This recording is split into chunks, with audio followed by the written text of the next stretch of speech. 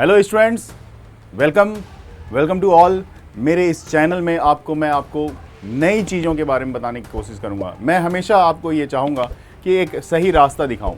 आपके लिए हमेशा ये इम्पॉर्टेंट होता है, आप कितनी भी मेहनत करते हो। आप देख सकते हो यहाँ पे think, analysis, planning, try, do again, keep on again doing.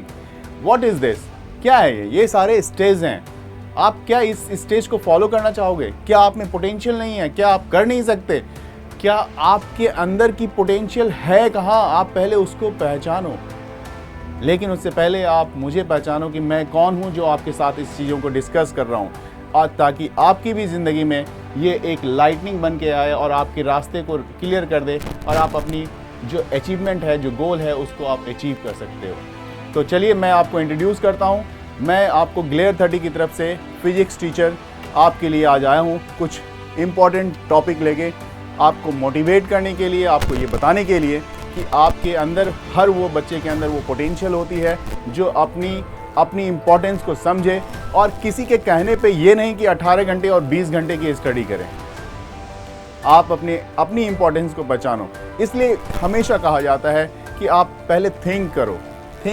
जैसे फॉर एग्जाम्पल, आप किसी टॉपिक को पढ़ते हो, टॉपिक को स्टडी करने के बाद उसके बारे में सोचो।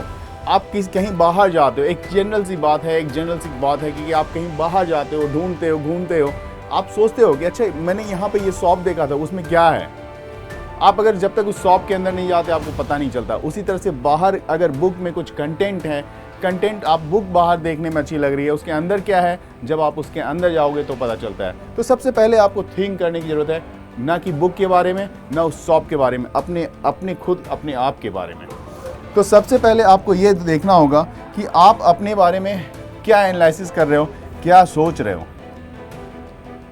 उसके बाद आप उसको एनालिसिस करो कि आपने जो सोचा है उसमें आपकी अप्रोच कहाँ तक है, आप कहाँ तक आपकी कैपेसिटी है, क्या आप कर सकते हो, आपको उसमें करने में कितना टाइम लगेगा।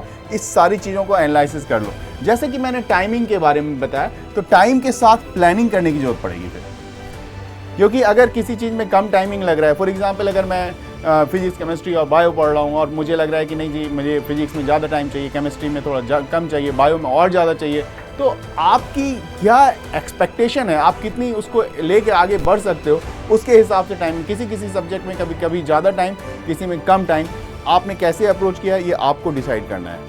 कोई ये कहे आपको कि नहीं जी ये चैप्टर आप 10 घंटे पढ़ लो, 20 घंटे पढ़, नहीं करना है। आपकी पोटेंशियल है, मैं बार बार रिपीट कर रहा हूँ। इसके बाद आप ट्राई करो, उसमें कुछ क्वेश्चन से अटेम्प्ट करो।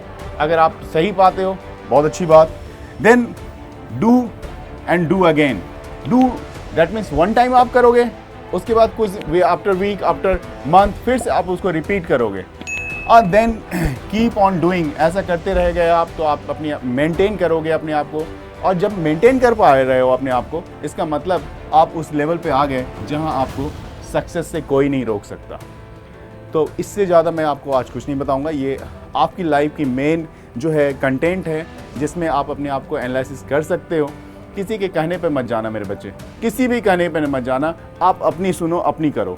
Okay, thank you.